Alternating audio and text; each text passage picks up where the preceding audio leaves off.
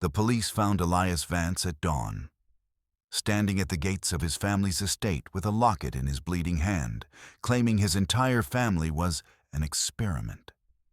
By noon, his father was dead, his brother was in psychiatric care, and the evidence had vanished into the ocean. But the real shock came later, when the backup files surfaced. The architect of the family's emotional destruction wasn't the father at all. 13 hours earlier, the crystal chandelier above the mahogany table had been dimming slowly, as it did every evening at the Vance Estate. Elias sat with his fork dragging across the pale, unseasoned chicken on his white porcelain plate, his eyes fixed on the framed portrait of his mother Elena that hung on the far wall. She had been dead for 7 years, but her image remained, watching over the family meals like a saint over sinners. Arthur Vance sat perfectly upright at the head of the table, his posture so rigid it seemed unnatural. Julian occupied the chair to his right, his jaw clenched, his eyes darting between his father and his brother. The scraping of silver on porcelain filled the heavy silence that had settled over them like dust. Elias's hands trembled slightly as he lifted his fork. His eyes were bloodshot, and the skin beneath them had gone gray. He had spent the entire afternoon in the municipal archives, speaking with a woman named Patricia who worked in medical records. What she had shown him had broken something inside him. "I spoke to the archivist at Mercy General today," Elias said, his voice wavering. The words seemed to crack the air itself. Arthur's hand froze. His fingers, which had been delicately slicing a potato with a serrated knife, went rigid. The knife continued its movement for a moment through sheer momentum before he set it down with a sharp clink against the plate. "We are eating, Elias," Arthur said, his voice icy and controlled. "We do not discuss the dead at the table." The linen napkin dropped from Arthur's lap, landing on the white tablecloth with a soft thud. His eyes remained fixed on his plate, but the vein in his temple had begun to pulse, a visible sign of the fury building beneath the surface. Julian's face went pale. He reached beneath the table, his fingers finding Elias's wrist. The grip was sudden and crushing, his knuckles turning white from the pressure. He shook his head slowly, deliberately, his eyes wide and terrified. But Elias had been carrying the document in his breast pocket all day. It had been there during the archives, there during his drive home, there during the cocktail hour when they had assembled in the drawing room. He had felt its weight against his chest like a second heartbeat, a reminder that he couldn't pretend anymore. He pulled it out now, the paper yellowed and folded from age. His fingers were shaking as he slid it across the polished wood toward his father. The text was printed in bold black letters. "Psychiatric evaluation, confidential." "Mom didn't die of a stroke," Elias said. His voice had found strength now, though it was thin and desperate. "Why is this hidden?" The reaction was instantaneous and violent. Arthur's chair fell backward with a loud crash that echoed through the dining room. He lunged across the table with the speed of a predator, his hand slamming down on the document and pinning Elias's fingers beneath it. His face was inches from his younger son's, his teeth bared, his breathing heavy and controlled. For a moment, nobody moved. The only sound was the crackling of the chandelier's electrical current and the distant wind outside the manor's thick walls. Julian was standing now, his voice high and desperate. "Arthur, don't. Please. We agreed." But Arthur wasn't listening to his older son. He was staring at Elias with an expression that contained equal parts rage and something else. Something that looked almost like pity. "You will never speak of this again," Arthur said quietly. "Do you understand me?" Elias said nothing. He pulled his hand out from under his father's palm and stood up, the document still in his grip. He left the dining room and walked up the main staircase, taking the steps 2 at a time. Behind him, he heard Arthur shouting for the household staff. He heard Julian's voice, small and broken, trying to calm his father. But Elias didn't stop. He went to his room, locked the door, and sat on his bed holding the psychiatric evaluation, trying to understand what he had read. The document was dated March 1995, 3 years before Elena's death.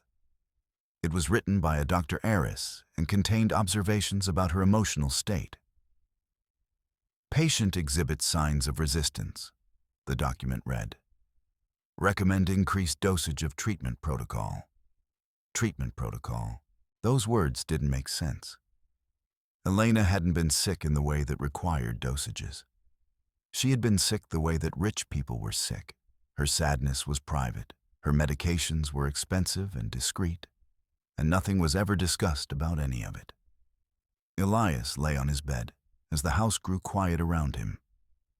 He heard Julian's footsteps pass his door twice, stopping outside but never knocking. He heard Arthur's heavy footsteps descending the stairs and the sound of his study door closing. He heard the grandfather clock in the hallway chime once, twice, 3 times. At 11 o'clock, when the house had settled into silence, Elias made his decision. He needed answers, and they weren't going to come willingly from Arthur. If there was a document in an archive about his mother's death, there might be more documents elsewhere. And if there were documents, there had to be a place where they were kept. He cracked open his door and moved quietly down the hallway. The main staircase was too risky. Arthur was still awake in his study. Elias could see light beneath the door. But there was a servant's staircase in the back wing, narrow and steep, that led down to the ground floor near the kitchen. The basement was dark and cold. Elias used his phone's flashlight to navigate past the wine racks and the storage cages, past the boiler room, toward Arthur's study directly above. There was a section of wooden paneling that didn't match the rest, he remembered. It had always seemed odd to him. He climbed back up the servant's staircase and emerged on the main floor. The house was silent now, the only sound the ticking of the grandfather clock.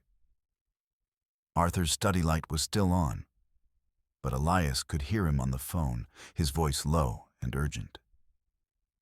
Elias waited until the study door opened and Arthur emerged, his face dark with anger.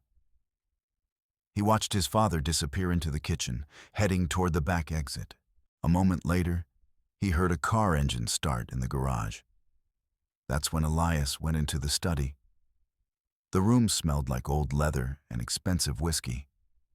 The desk was massive, made of dark mahogany, with a brass nameplate that read, Vance Enterprises.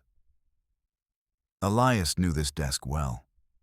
He had done homework here as a child while Arthur worked on business matters.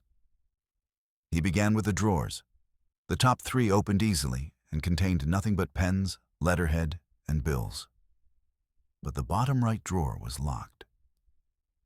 Elias found a brass letter opener in a cup on the desk and used it as a lever. The wood was old and not particularly well maintained, and it began to crack almost immediately.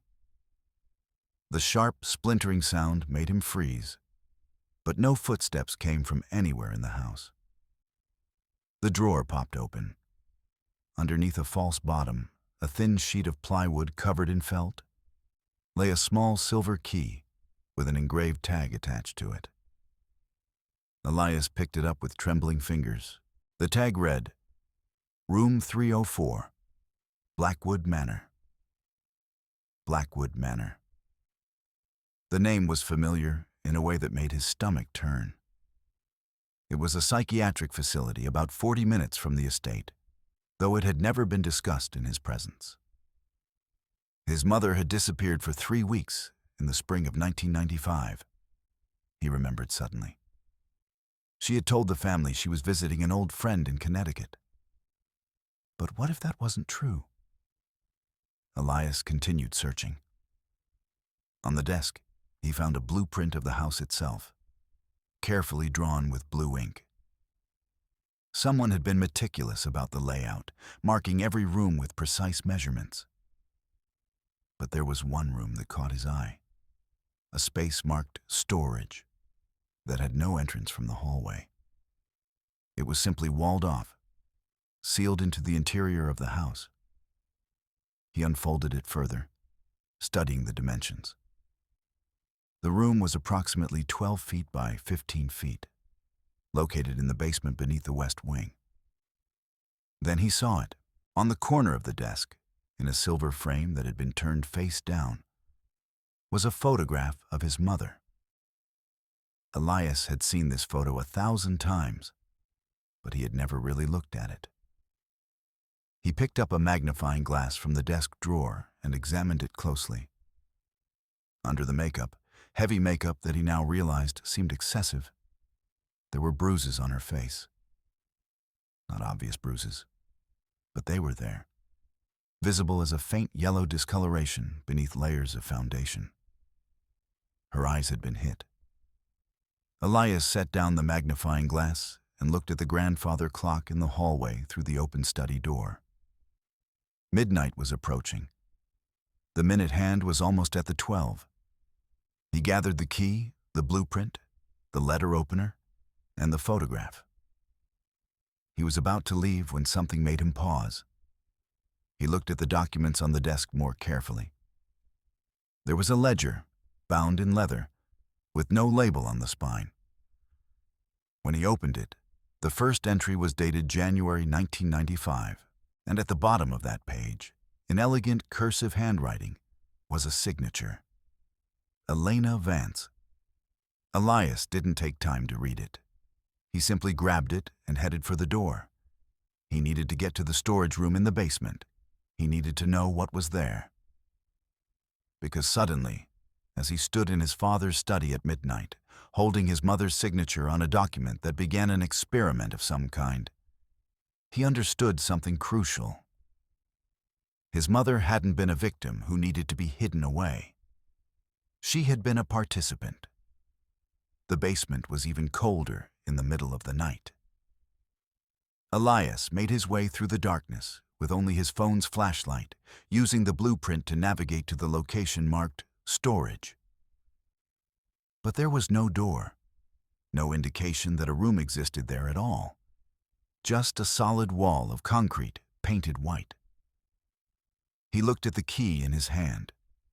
It had to open something. He ran his fingers along the concrete, looking for any indication of a seam or a hidden panel. His fingers caught on something near the floor, a small groove in the concrete. He followed it with his fingers, moving along the wall until he found a handle, cleverly disguised as a metal pipe. The key slid into a hidden lock, and the entire panel swung inward with a soft hiss. Elias stepped through, and his breath caught in his throat. The room had been preserved exactly as it had been decades ago. The wallpaper was floral, a pink and white pattern that would have been fashionable in the 1990s. There was a bed, neatly made with white sheets and a quilted coverlet. On the nightstand sat a row of medication bottles, each one filled with blue pills. He picked one up and read the label. Property of Vance Enterprises. Not for human trial. On the bedside table, next to a lamp with a dusty shade, sat a tape recorder. Elias pressed play. The sound that emerged was his mother's voice, but her voice broken and fractured by sobs. "I'm not allowed to say it," she was saying. "I'm not allowed to name it. If I name it, the shame will be complete. But I know what it is. I've always known. And now Julian knows too. And soon, Elias will have to know. Arthur says that if we all carry it together, if we never speak it aloud, the weight will be bearable. But it isn't bearable. It's destroying me from the inside." The tape continued. filled with his mother's voice describing things he didn't understand. Experiments, dosages, emotional suppression, something called shame tech. And then her voice changed, became harder, more clinical, as if she was reading from a script. The serum is effective in 87% of subjects, she said. Julian shows no resistance.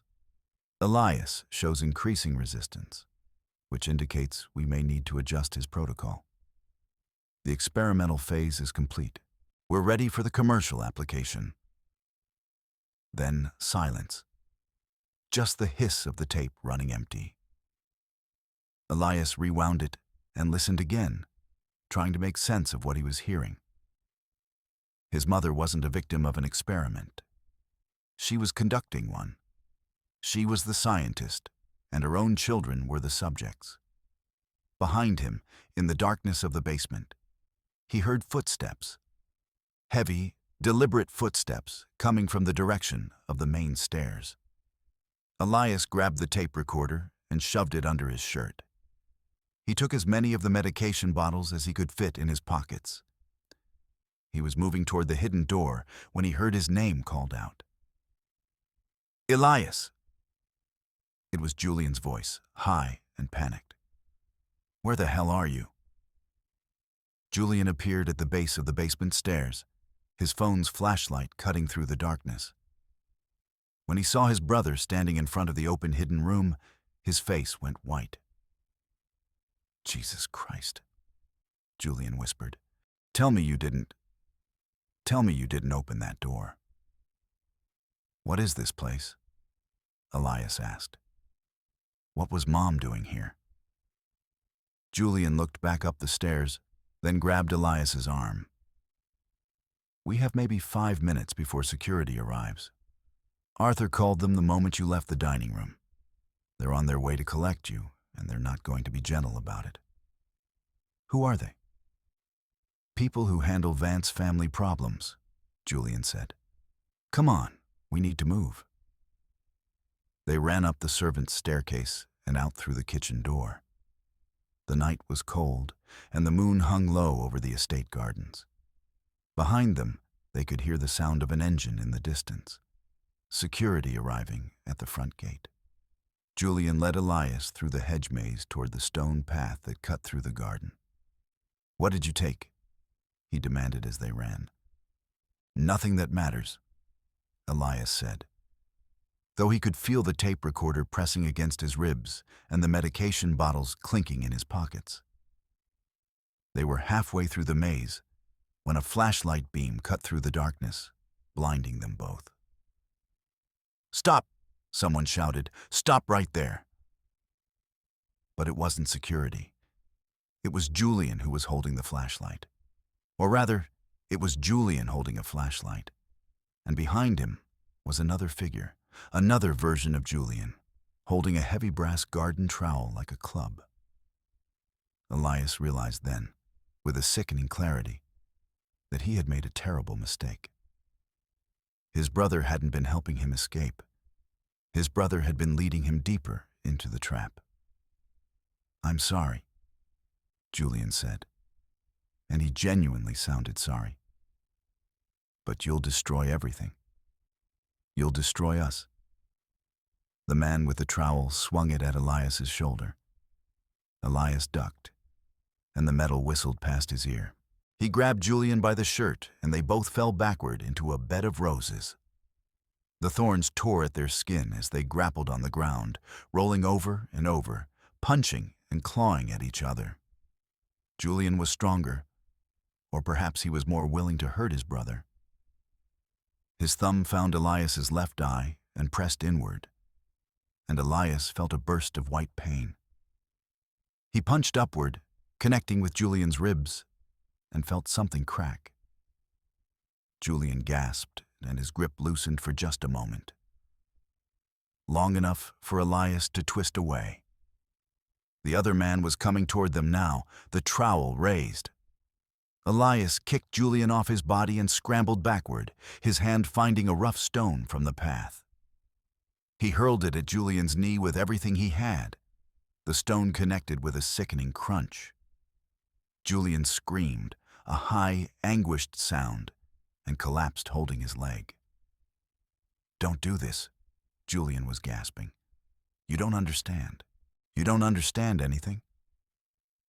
But Elias was already running. The leather satchel he had grabbed from the study clutched to his chest, the tape recorder and medication bottles secure inside. He didn't look back. He couldn't afford to look back. He made it to his car, a black Jeep parked near the south gate, and he didn't stop to check if anyone was following him.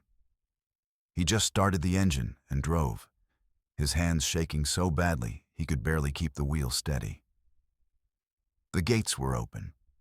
They were always open at night, because the family came and went as they pleased. Elias drove through them at speed, gravel spraying behind him, and turned onto the coastal highway that led away from the estate. He had maybe 10 minutes before they realized what direction he had gone. He had maybe 10 minutes to figure out what the hell was happening to his family, and why his mother, who had died 7 years ago, seemed to be the most important piece of the puzzle. The road curved along the coast, following the line of cliffs that dropped down to the rocky shore. The ocean was black and vast below him, and for a moment, Elias considered simply driving off the edge. It would be easier than understanding the truth. But then he saw the headlights in his rearview mirror. A silver SUV was approaching fast, weaving between lanes, clearly not concerned about traffic laws. Elias pressed harder on the accelerator. The Jeep's engine roared, and the speedometer climbed to 70, 80, 90 miles per hour. The SUV rammed into his bumper, a hard hit that nearly sent him off the road. Elias gripped the wheel tighter and managed to correct the steering. The SUV pulled alongside him, and a man leaned out of the passenger window, his face obscured by darkness. He was holding a tire iron. The tire iron swung toward Elias's driver's side window. The glass shattered into 1,000 pieces, and shards cut across Elias's face, drawing blood from his cheek and his forehead. He instinctively covered his face with one hand, struggling to keep the Jeep on the road with the other. The man was pulling back for another swing when Elias made a split-second decision. He slammed on the brakes. The SUV, going too fast to stop, shot forward and overshoots the Jeep's position. Elias steered hard to the right, ramming his vehicle into the SUV's rear quarter panel. Metal screamed against metal as the heavier vehicle spun out, its tires losing traction on the wet asphalt. The SUV hit the guardrail with a tremendous crash, metal deforming as it folded around the concrete barrier. Sparks exploded into the night, a brief constellation of light against the darkness. Elias didn't wait to see if they were coming after him. He swerved back into the proper lane and continued accelerating down the highway. The damaged Jeep was making a sound like a dying animal, metal grinding and tires protesting. But it was still moving. In his rearview mirror, he saw the SUV's door open. One man climbed out, limping, clearly hurt. He started running after the Jeep, but there was no way he could catch it. Elias drove for another 5 minutes before his breathing began to return to normal. His face was bleeding, his eye already beginning to swell where Julian had gouged him. But he was alive, and he was free. He needed help. He needed someone who could make sense of this, someone who had access to medical information and could explain what the Vance family had been doing for the past 30 years. He knew exactly where to go. Dr. Aris's office was in a converted brownstone in downtown Millbrook, about 40 minutes north of the estate. Elias had been to this office 100 times as a teenager, sitting on the leather couch in the waiting room while his family attended their mandatory weekly sessions. Dr. Aris had been treating the Vance family for nearly 25 years. If anyone knew what had happened to his mother, it would be Dr. Aris. Elias pulled up to the building at midnight. The lights were still on in the office. Elias could see them through the first-floor windows. He parked a block away, in the shadows, and approached the building carefully. The front door was unlocked. He slipped inside and climbed the narrow staircase to the second floor. Dr. Aris's office door was also unlocked, and through the frosted glass panel, Elias could see a silhouette moving inside. He pushed open the door. Dr. Aris was sitting behind his glass desk, looking exactly as Elias remembered him. Gray hair combed back, slim dark suit, an air of serene professionaldom. He was calmly drinking tea from a fine china cup, and when he looked up at Elias, there was no expression of surprise on his face, only a thin, professional smile. "Elias," Dr. Aris said, as if Elias were simply arriving for a scheduled appointment. "You look terrible. Sit down." "They tried to kill me," Elias said. "Julian attacked me. Security chased me. They tried to kill me." "Yes," Dr. Aris said. He set down his teacup carefully on the glass surface of the desk. "Arthur called me. He's very upset with you, Elias. He said you've been asking questions about your mother. Questions you have no business asking." "Tell me what happened to her," Elias demanded. "Tell me what that room is. Tell me what's in those bottles." Dr. Aris stood up and walked to a filing cabinet. He opened a drawer and withdrew a file, which he slid across the glass desk toward Elias. The tab on the file didn't say Elena Vance. It said Project Restoration. Elias opened the file. Inside, he found a contract. It was dated January 1995, and it was signed by Arthur Vance and Dr. Aris. The document detailed something called emotional suppression therapy, with subcategories for chemical suppression of emotional outbursts, behavioral reconditioning, and genetic susceptibility assessment. The document was a contract to experiment on his family. "What is this?" Elias whispered. "It's medicine," Dr. Aris said calmly. "It's the future of human happiness. Imagine a world where no one suffered from depression, where no family was torn apart by the messy complications of uncontrolled emotion. Your father understood this. He wanted better for his children. He wanted to turn us into robots. He wanted to give you peace," Dr. Aris corrected. "And it works, doesn't it? You've never had an anxiety attack in your life, have you? You've never experienced the kind of crushing sadness that runs in the Vance family line. You've been protected." "We've been imprisoned," Elias said, "and you've been part of it." Dr. Aris smiled, and then he pressed a button on his desk. The door behind Elias locked with a heavy electronic click.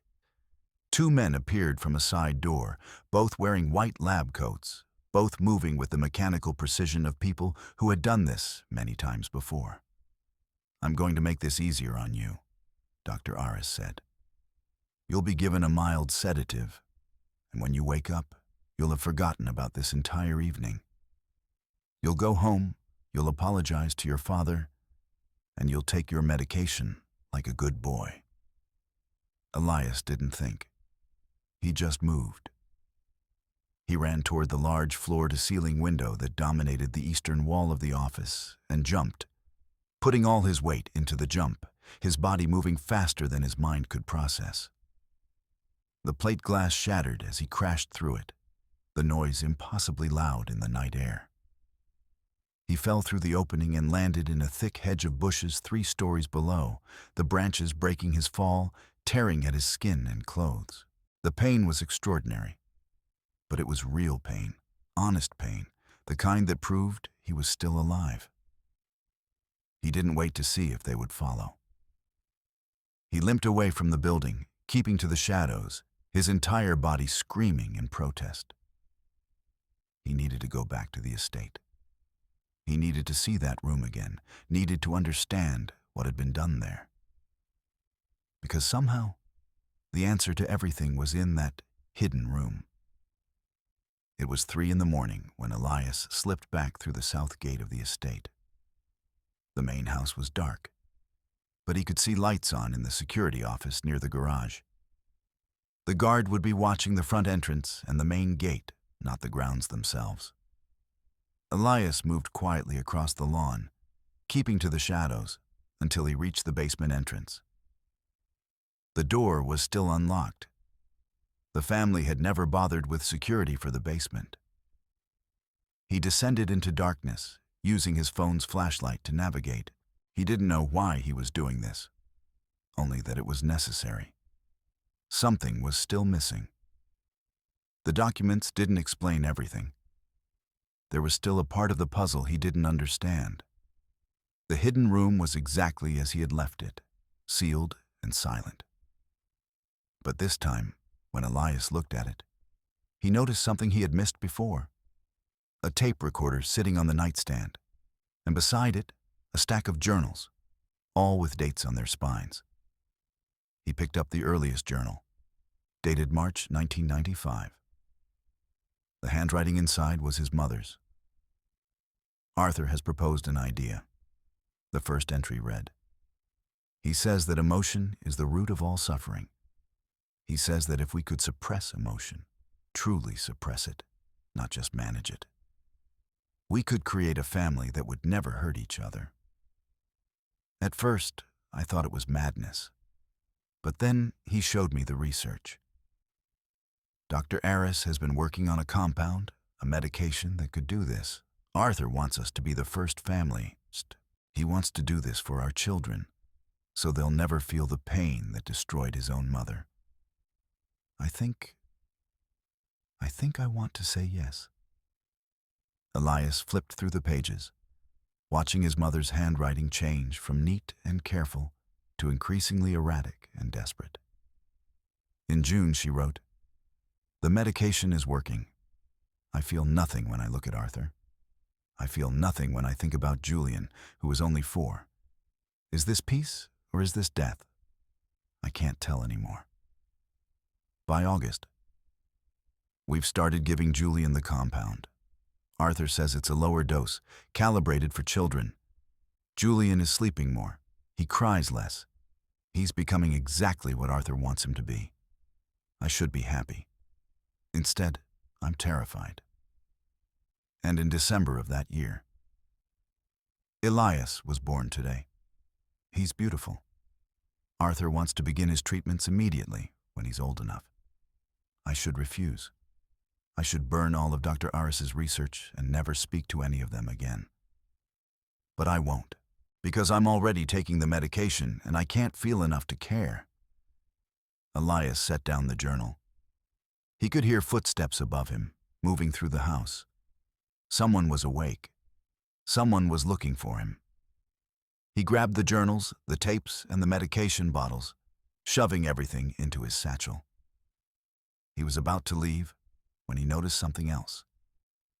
A blueprint of the estate was pinned to the wall behind the bed.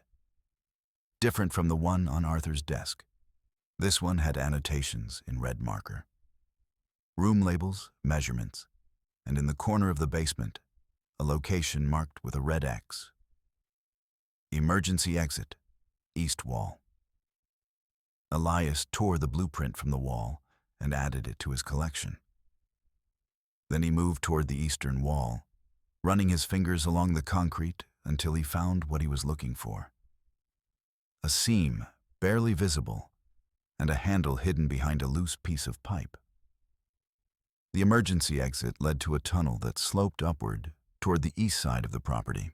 Elias moved through it quickly, the darkness pressing in around him. He could hear water dripping somewhere, the sound echoing off concrete walls. The tunnel seemed to go on forever, but then it opened up, and he could see the night sky above him. He emerged near the cliff overlook, about a quarter mile from the eastern gate. The gate was unmanned, and beyond it, the road led away from the estate toward the coast. But he didn't go that way. Not yet. He had one more place he needed to visit, and that was the facility where his mother had been held.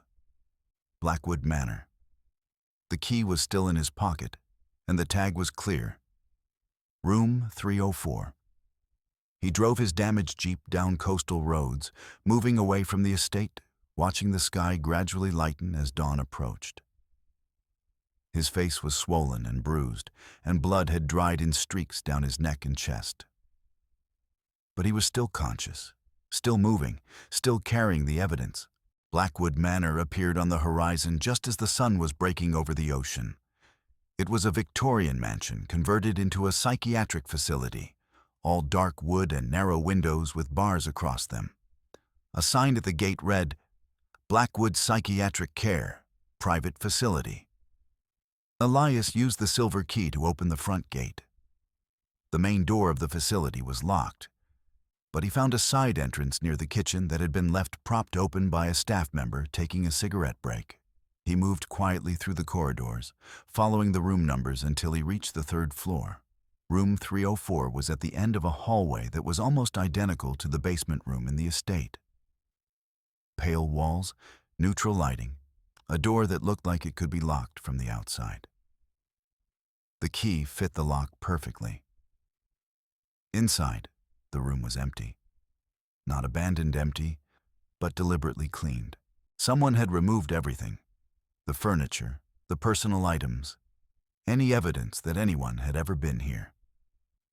But there was one thing they had missed. A small scratch in the paint on the wall, near the window, where someone had carved something with a sharp object. Elias moved closer and read it. The words were small and precise. "I am not sick. I am not broken. I am a prisoner." His mother's handwriting, his mother's words, carved into the wall where no one was supposed to see them. Elias understood everything then. His mother hadn't been a willing participant in the experiment. She had been a prisoner in her own home, and this facility was where they had brought her when she had become a liability. The journals he had found must have been kept before her mind had broken entirely, before she realized that her own family was torturing her. He had to leave. He had to get evidence to the police, to someone who could stop this. But it's also the truth that the police will accept. Because who are they going to believe? The word of a delusional young man with a history of violence, or the word of one of the most prominent families in the state? He nodded to the guards, and they moved toward Elias. Elias ran. He pushed past Arthur and sprinted down the hallway, taking the stairs 3 at a time. Behind him, he could hear them pursuing, their footsteps echoing in the stairwell. He burst through a side door and found himself in the kitchen. An employee in a chef's uniform looked up in shock as Elias ran past him and out the back entrance. He didn't stop running until he reached his Jeep. The engine started, but it was making terrible sounds now. Metal grinding and squealing. The vehicle was dying, held together only by momentum and desperation. He drove back toward the coast, toward the lighthouse that overlooked the ocean. The lighthouse had always been his father's favorite place. Arthur took business calls there, looking out over the water, where the view was nothing but sky and waves and the distant horizon. If Elias was going to confront him, truly confront him, it would be there. The lighthouse road was narrow and winding, climbing higher as it approached the cliff's edge. The Jeep's engine was smoking now, a thin gray plume rising from under the hood. Elias pushed it harder, driving faster than was safe, not caring anymore about the consequences. He pulled up to the lighthouse entrance and grabbed the satchel of evidence. The sun was fully above the horizon now, painting the ocean in shades of gold and orange. It was going to be a beautiful day, if there was anyone left to appreciate it. The lighthouse door was unlocked. Elias entered and climbed the spiral staircase, his legs burning, his lungs screaming. The stairs went up and up, circling tighter and tighter around the lighthouse's hollow core. He could see light above him, the rotating beacon that had been warning ships away from the rocks for over a century. When he emerged onto the lighthouse balcony, he found Arthur already waiting for him.